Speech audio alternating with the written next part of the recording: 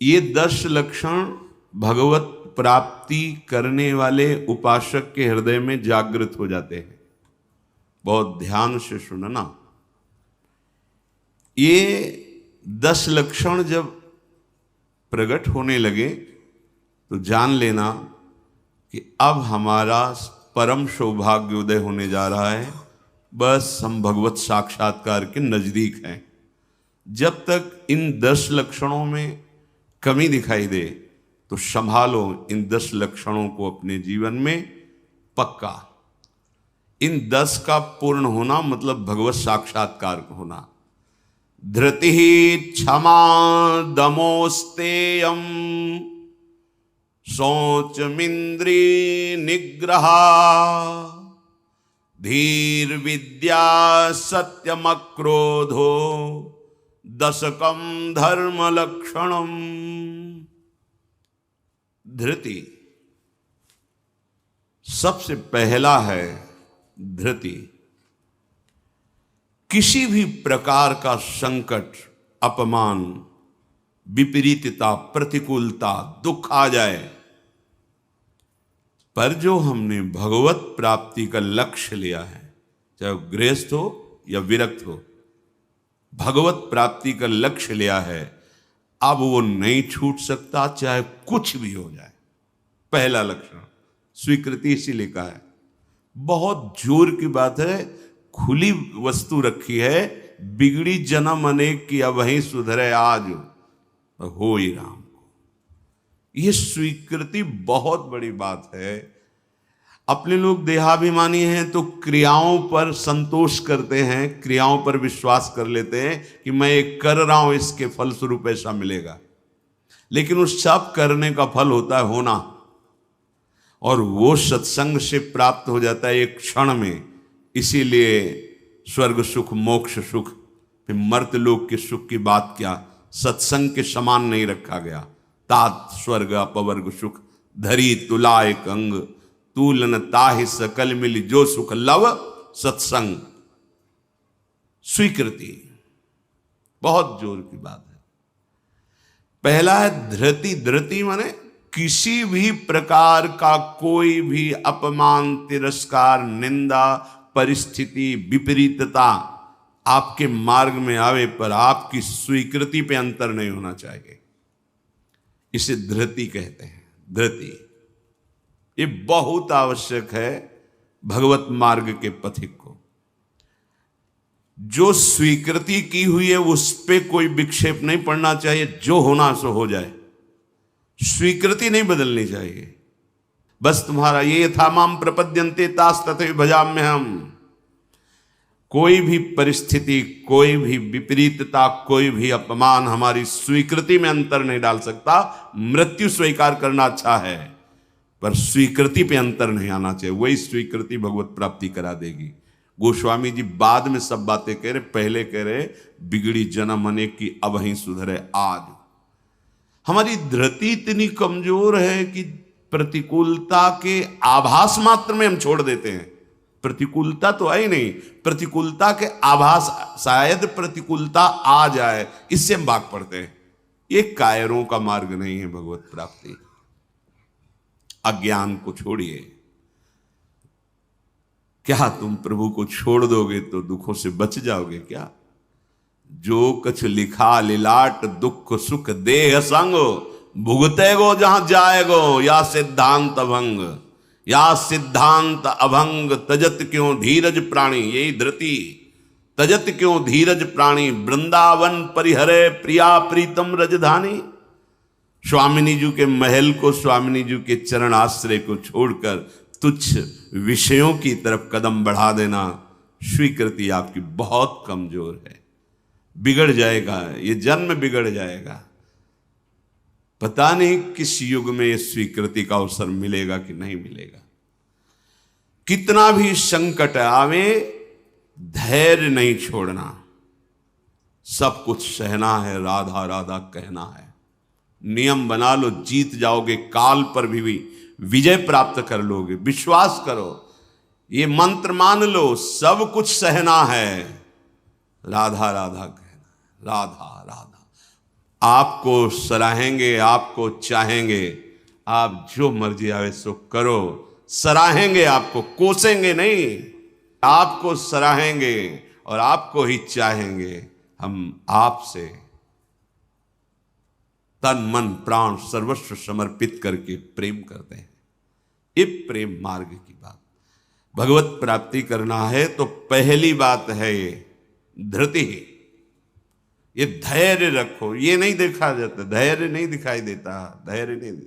जरा सा विचलता हुई, भाग पड़े। कहां भागोगे? जिधर भाग के जा रहे उधर तो विचलता का समुद्र है। यहां तो विचलता तुम्हें अविचल स्थिति प्रदान करने के लिए है। यहां का भय तुम्हें निर्भय पद प्रदान करने के लिए है। और इस भय को स्वीकार करके भाग रहे हो तो महाभयावह प्रवाह है संसार का, बहते चले जाओगे। अभय होए जो तुम्हें डेराई।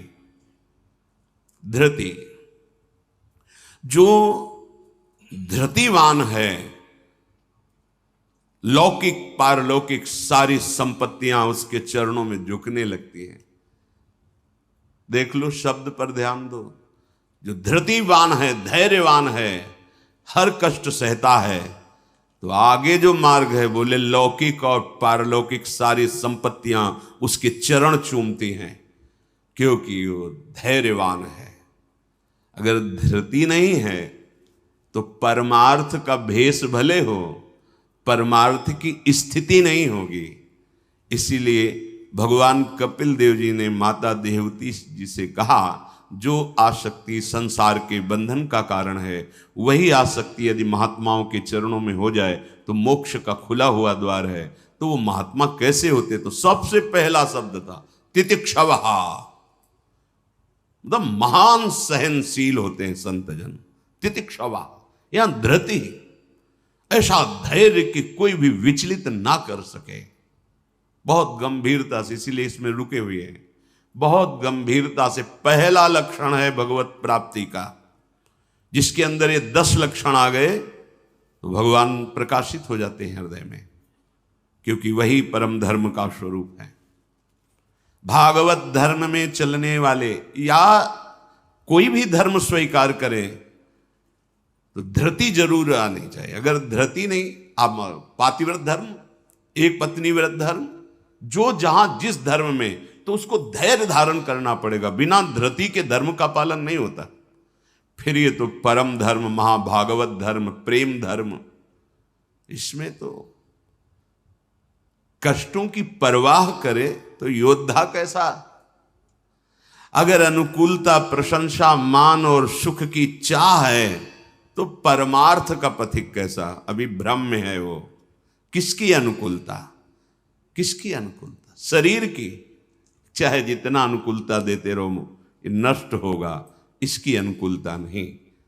श्री कृष्ण अनुकूल लेन, श्री कृष्ण की अनुकूलता को देखो कि हमारे शरीर, मन, वाणी, चेष्टा प्रभु के अनुकूल हो। उसके लिए तुम धैर्यवान बनो। चाहे जितनी निंदा हो, अपमान हो, तिरस्कार हो, संकट आवे, विपत्ति आवे, परवाह नहीं। तो हर विपत्ति संपत्ति बन जाएगी। देख लेना, लिखा है कि जो धैर्यवान होकर परमार्थ में चलता है तो लौकिक और पारलौकिक सिद्धियां और सफलता उसके चरणों में आ जाती है। श्री राधा किंकरीणाम लुठति चरण यो रद्भुता सिद्ध कोटि, करोड़ों प्रकार के वैभव सिद्धियां उसके चरण दास्ता में आ जाती, हाथ जोड़े खड़ी रहती हैं जब सेवा की आज्ञा हो। दूसरी बात है, दूसरा लक्षण है क्षमा। अपने साथ कोई बुराई कर रहा है, भगवत प्राप्ति करनी तो संसारिक आदमी इन बातों को समझ भी नहीं सकता, क्योंकि उसका उद्देश्य अंतःकरण धर्म में अहम ममत्व स्थापित करके भोगों को भोगना और उसी में सुखी होना है। अभी अज्ञान है, वो नहीं समझ रहा। ये परमार्थ के पथिक की बात है। क्षमा, ये इसलिए बोला, वो सामने वाला हमको ऐसा बोलता है, हम चुप रहेंगे। कैसे चुप रह सकते हैं? सामने वाला कौन है? अगर तुम संसारी हो तो संसार है, और परमार्थिक हो तो तुम्हारा आराध्य देव है। तुम्हारी वही तत्व दृष्टि होनी चाहिए जिसकी प्राप्ति के लिए निकले हो। कब करोगे, किस जन्म में करोगे? अभी इसी क्षण से अभ्यास शुरू करो। क्षमा, अपने साथ बुराई करने वाले को दंड देने या दिलाने की पूरी शक्ति होने पर भी, दंड देने या दिलाने की आज्ञा करते ही विध्वंस मच जाएगा, ऐसा होने पर भी ना तो शरीर से दंड दे, ना वचन से दंड दे, ना किसी से प्रेरित करके दंड। हम तो नहीं करेंगे, पर तुम देखो, तुम हमारे शिष्य हो, हम तो सह गए, तुम्हें नहीं सहना चाहिए, जाओ। तो बात एक ही हो गई, बात एक ही हो गई। आप उसको दंड देना चाहते तो आपके अंदर क्षमा बल नहीं है। करत जे अनशहन निंदक तिनहु पे अनुग्रह, ना इस लोक में तुम्हें दंड मिलेगा और ना परलोक में दंड मिलेगा। मेरे अपमान, मेरे निरादर, मेरी निंदा, मेरे तिरस्कार का तुम्हें कहीं दंड ना मिले। तुम्हारी बुद्धि शुद्ध हो, स्वस्थ रहो और भगवान प्रसन्न हो। ये है परमार्थ के पथिक का हृदय। विचार करो, जो अनशहन करके निंदा कर रहा है, अपमान कर रहा है, तिरस्कार कर रहा है, उसके लिए ठाकुर हरिदास जी के कोड़े पे कोड़े वो बरसा रहे निर्दयी और कह रहे हरि बोल कहता है। तब ऐसी पीड़ा में भी मुस्कुरा के कहते हैं भगवान बड़े कृपालु हैं, तुम्हारा मंगल करेंगे, क्योंकि तुमने भी कहा हरि बोल। तो ये 2 अक्षर हरि नाम तुम्हारी जिह्वा पे आया, अब मुझे विश्वास हो गया कि भगवान तुम्हारा मंगल कर देंगे। ये है महाभागवत की स्थिति। कितना भी अपमान, कितना भी क्लेश या निंदा करे, उसके लिए ना मन से अमंगल भाव हो, ना वचन से हो। देखो, पूरी शक्ति है, पर ऐसे ऐसे महापुरुष हुए हैं कि अगर वो संकल्प कर ले तो क्या ना हो जाए। इतना उनके पास भजन बल है, तप बल है। साधारण आदमी उनका अपमान करके पीट के चला जाता, वो बताते भी नहीं कि किसने पीटा है, कभी नहीं। वो कभी लौट कर भी नहीं देखते किसने ऐसा क्यों किया है। क्यों? क्योंकि अगाध बोध संपन्न महात्मा जैसे अपने हाथ से, अपनी दांत से अपनी जिह्वा, अपने द्वारा कोई चेष्टा जो अपने को पीड़ा पहुंचा दे, किसको दंड देंगे? ऐसे वो आत्मस्वरूप सर्वत्र अनुभव करते हैं। इसलिए राग द्वेष रहित महात्मा के हृदय में ये आता ही नहीं है कि इसको दंड दिया जाए। अपने साथ बुराई करने वाले को दंड देने दिलाने की पूरी शक्ति रहने पर भी उसको दंड देने या दिलाने की भावना मन में भी ना आए और उसके हर अपराध को सहकर यथोचित चेष्टा करे कि उसको सुख पहुंचे, उसे भगवत साक्षात्कार होता है, उसे क्षमा कहते हैं। श्रीपाद प्रबोधानंद जी ने कहा नीचापमानम शुद्धा। नीच शब्द इसलिए कि आप उससे महान हैं, आप उस पर शासन कर सकते हैं, आप उसको दंड दे सकते हैं, पर उसके द्वारा किए हुए अपमान को सह गए। कैसे? अमृत मान करके। अमृत, नीचा अपमान। जब कोई गाली दे, निंदा करे, अपमान करे, तब ये बात आवे भगवान इसका मंगल करे। ये भक्त हृदय होता है। अनुकूलता में तो सबको आशीर्वाद देने के लिए तैयार हो जाएगा। प्रतिकूल परिस्थिति में भगवत भाव युक्त हृदय होकर कोई अमंगल सोच भी उसके लिए ना करना, ये होता है। देखो, सर पे प्रहार किया नित्यानंद महाप्रभु के, जो जगाई मधाई के चरित्र में आता। महाप्रभु जब चैतन्य देव ये देखा तो सहन नहीं कर पाए कि ऐसे महाभागवत के प्रति ऐसा अपराध। क्रोधावेश तो चरण पकड़ लिए नित्यानंद महाप्रभु ने कि चैतन्य महाप्रभु का प्रभु, ये आपकी विशेष कृपा के पात्र है। नाथ, आपका अवतार दंड देने के लिए नहीं हुआ, आप कृपा कीजिए। ये आप कह दो कि वो तो अवतारी पुरुष हैं, तो हम किनके बच्चे हैं? हम किस मार्ग में चल रहे हैं? हम उन्हीं के तो बच्चे हैं, उन्हीं की तो अंश हैं, उन्हीं की तो शरण में है। वही नाम जो बोल रहे हैं वही तो हमें दे रहे हैं, कोई दूसरा नाम थोड़ी दे रहे। वही कृष्ण नाम दे रहे हैं, वही राधा नाम दे रहे हैं, जिसमें ऐसी अपार सामर्थ्य है। वो तो स्वयं प्रभु हैं, पर हम कौन हैं? उन्हीं प्रभु के तो अंश हैं, उन्हीं प्रभु के बच्चे हैं, उन्हीं के चरण शरण में हैं, उन्हीं के वचनों के अनुसार चले तो वैसी ही कृपा का अनुभव होने लगेगा। क्षमा। पहला धृति, दूसरा क्षमा। तीसरा है दम। दम कहते हैं इंद्रियों को विषयों से हटाकर प्रभु में लगाना। ये भगवत प्राप्ति के लक्षण वाले महापुरुष का जो भाव है। दम, दमन करना। हमारी इंद्रियां बहिर्मुख होकर भोग भोगना चाहती हैं, इनका स्वभाव बन गया है। दुर्वासना मम सदा परिकर्षयन्ति। विषय इतने प्रबल हो रहे हैं कि इंद्रियों को अधीन कर लिए हैं। इंद्रियां इतनी प्रबल हो रही कि मंथन करने वाली प्रमथन स्वभाव वाली मन को अधीन कर लिया है। मन इतना प्रमथन स्वभाव वाला बुद्धि को अधीन कर लिया। अब बुद्धि विषय में सुख मान करके सब छूट दिए हैं, तो इंद्रियां मन विषयों में विचरण कर रहे हैं। जो भगवत प्राप्ति करने की लालसा वाला उपासक है वो दम रूपी सद्गुण से युक्त होता है। दम अर्थात दमन करना, इंद्रियों का दमन करना थोड़ा कठिन है। कामा संजायते क्रोधा, क्रोधा स्मृति विभ्रमा। जब हमारी कामना बन जाती है कि ये मैं भोग भोगूं और उसमें बाधा पड़ती तो क्रोध आ जाता है। बस ये कामना संकल्प न बनने पावे तो बहुत जल्दी निवृत्त हो जाएंगे। संकल्प बनने का समय हम देते हैं। जब कोई भी इंद्रिय का विषय आकर्षित होता है तो मन उसको विस्तार से सुख का, भोगा हुआ सुख या सुना हुआ या दृश्य में आया हुआ भोगने की लालसा, और आप अपने भगवत विस्मरण कर दिए और उसमें तन्मय हुए, संकल्प बना, गड़बड़ हो गया। अब परमार्थ से भ्रष्ट कर देगा, आज नहीं तो कल। क्रिया बने ना बने भ्रष्ट कर देगा। संकल्प ही न बनने पाए। संकल्प बनने की छूट कब देते हैं? जिस समय हम ये भूल जाते हैं कि हमारा लक्ष्य भगवत प्राप्ति है। हम भोगों में सुख बुद्धि करके भगवान से विमुख वृत्ति के द्वारा संकल्प बना लेते हैं धैर्य से। जब हमको ये पता है कि इन भोगों में सुख नहीं, सुख तो सुख सिंधु प्रभु के नाम रूप में है, तो संकल्प कैसे बन गया? भगवत विमुखता के कारण संकल्प। वो क्षण भगवत विमुख हुआ, वो समय भगवत विमुख में जा रहा है, इसलिए आपका संकल्प बन रहा है।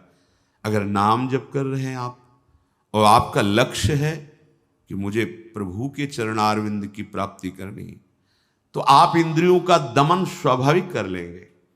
बहुत सरलता सहजता से इंद्रियों का दमन हो जाता है।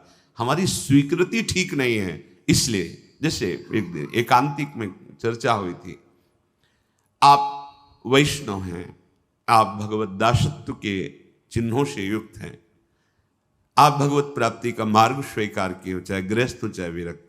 अब आपके सामने मांस परोसा जाए, आप खाएंगे? बिल्कुल ना, अंदर से ना बाहर से चेष्टा ही नहीं होगी। क्यों? क्योंकि आपकी स्वीकृति नहीं है। ठीक है, मदिरा ना अंदर से ना बाहर से स्फुरण ही नहीं होगा उसको पाने का। क्यों? आपके अंदर स्वीकृति ही नहीं। लेकिन बेविचार, मैथुन, गंदी बात, क्या आपकी ऐसी स्वीकृति है जैसे मदिरा और मांस के प्रति है तो उसी पंक्ति में, पर आपने इसके लिए स्वीकृति छोड़ दी, आपने इसकी गुंजाइश रख ली। अब आप गिर जाएंगे, आपकी इंद्रियां आपको गिरा देंगी। दूसरे की जरूरत नहीं, आपका मन ही आपको परेशान कर देगा, भ्रष्ट कर देगा। क्या आपकी ऐसी स्वीकृति है?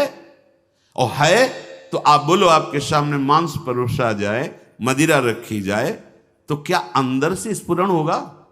स्फुरण ही नहीं होगा। आप देख लो ना, स्फुरण ही नहीं होगा और आपकी भौं चढ़ जाएगी। आपको पता नहीं आपकी क्या, या तो उठ के चल देंगे, बिल्कुल संभाषण भी नहीं करेंगे। ऐसा ही जो शास्त्र विरुद्ध आचरण है, सबके प्रति क्यों नहीं हो रहा? जो हमारे शास्त्रों में भगवत प्राप्ति के विरुद्ध आचरण बताए गए, आप उनको एक लाइन में ही बताया गया है। आप उन शब्दों में दो को तो मान लिए त्याज्य, स्वीकृति ही नहीं उनके प्रति कि हम वैष्णव हैं, भगवत दास हैं। तो फिर व्यभिचार, मैथुन, ये गंदी चेष्टाएं, इसको उस पंक्ति में क्यों आप स्वीकृति में रख लिए? आपने स्वीकृति की है, और यदि आपकी स्वीकृति वैसे है तो आप बोलो कैसे हो सकता है। वो दो बातें जो बोली कैसे आप स्वीकार नहीं कर सकते। प्रार्थना करने पर, एकांत में मिलने पर भी आप उन वस्तुओं का सेवन नहीं करेंगे क्योंकि आपकी स्वीकृति नहीं। ऐसे ही स्वीकृति आपकी भगवत प्राप्ति की है तो उसमें बाधक है, फिर आप उस बाधक क्रिया को, बाधक चेष्टा को एकांत में क्यों करते हैं, अपना नाश क्यों करते हैं। ये इंद्रियां और मन मिलकर आपको स्वरूप विस्मृति के गर्त में डालती जा रही। जितना भोगों में सुख का अनुभव करोगे उतने ही आत्मस्वरूप की विस्मृति के गर्त में चले जाओगे। भगवत विस्मृति, काम संजायते क्रोधा, क्रोधा स्मृति विभ्रमा, स्मृति भ्रंशात बुद्धिनाशो, बुद्धिनाशात प्रणश्यति। भगवत प्राप्ति के लिए दमन करना सीखे इंद्रियों का। श्री हरिवंश नाम बल्लहों, अपने मन भाई सब कहों, रहों शरण हरिवंश की। भगवत शरणागति और नाम जप दमन कर सकते हो इंद्रियों का। संकल्प बन जाएगा तो फिर बहुत मुश्किल पड़ेगा क्योंकि क्रोध प्रकट हो जाएगा। जिस इंद्री के संयोग सुख में आप तन्मय हो रहे हो उस इंद्री सुख में बाधा पड़ेगी तो आपके अंदर राक्षसी भाव जागृत हो जाएगा। आप कुछ भी कर सकते हो, उस समय मन आपको अपने अधीन किए आप राक्षसी बुद्धि से युक्त हो जाओगे। बहुत सावधान। दम, पहले ही हमारा निश्चय है भगवत प्राप्ति, हम प्रभु से मिलने के लिए चले तो जो प्रभु के भाव में डूबे हुए महापुरुष जनों ने निषेध किया ये नहीं, उसको बिल्कुल वैसे ही देखो जैसे और निषेध पदार्थ हैं। दम शब्द से है इंद्रियों का निग्रह, पर इंद्रियों का निग्रह होता है मन के द्वारा, और मन इंद्री दोनों मिल मना खष्टान इंद्रियाणि प्रकृति स्थान कर सेती, तो बची बुद्धि। अब बुद्धि शुद्ध हो तो मन पर अंकुश लगावे, लगाम खींचे तो इंद्री रूपे घोड़े सहज मार्ग में आ जाएं। सहज मार्ग है भगवत मार्ग, विषम मार्ग है संसार मार्ग। बहुत सावधान। और बुद्धि तभी शुद्ध रहेगी जब हर क्षण प्रभु का स्मरण करेगी। भगवान से वियोग प्राप्त हुई बुद्धि, वियोग माने भगवान से विलग हुई बुद्धि शासन नहीं कर सकती मन और इंद्रियों पर, और भगवान से योग को प्राप्त हुई बुद्धि इनको अपने शासन में रखेगी। तो बुद्धि योग कैसे बने, तो तेसाम सतत युक्तानाम भजताम प्रीति पूर्वकम तो ददामि बुद्धि योगम तम येन माम उपयांति ते। श्री भगवान के वचन। अगर तुम सतत भजन कर रहे हो तो बुद्धि भगवान से युक्त हो जाएगी, भगवान में तन्मय हो जाएगी, इतनी सामर्थ्यशाली हो जाएगी, जहां चाहेगी वहीं रथ को खड़ा कर देगी। लगाम है